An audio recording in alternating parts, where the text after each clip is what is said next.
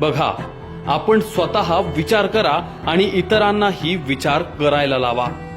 पप्पी दे पारूला, आवाज वाढव डीजे तुझ्या आईची, चिमणी उडाली भुर्र, पोरी जरा जपून दांडा धर, झिंग झिंग झिंगाट, शांताबाई शांताबाई अशी गाणी कधी मशिदींच्या भोंग्यावर, ख्रिस्ती जैन बौद्ध सीख पारशी यांच्या धार्मिक स्थानांवर अथवा उत्सवांमध्ये वाजवलेली ऐकली आहेत का कधी?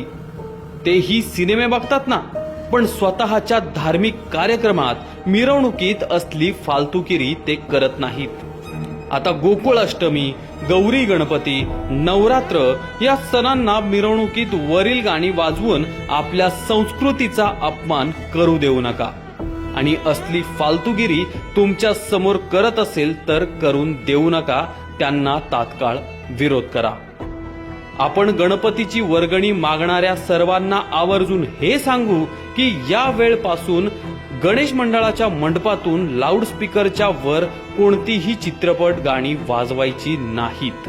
फक्त धार्मिक श्लोक, मंत्रपठण, देश अभिमान जागृत करणारी गाणी यासारखेच प्रसारित करा, तरच वर्गणी देऊ.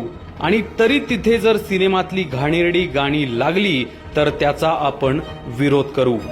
आपण गणेश विसर्जन मिरवणुकीत पण सर्वच मंडळाने हा नियम पाळला पाहिजे. मराठी गाणी सुद्धा चालतील, परंतु कशी?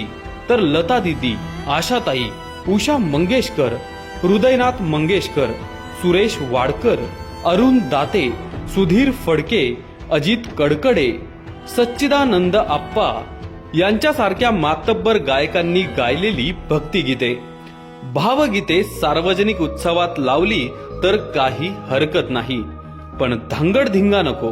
हे आवर्जून आपण सर्वांनी आपल्या सुद्धा मनावर आपणच बिंबवलं पाहिजे. बघा, विचार करा. सदर लेख हा सोशल मीडियातील व्हॉट्सअप ग्रुपमधून प्राप्त झालेला आहे.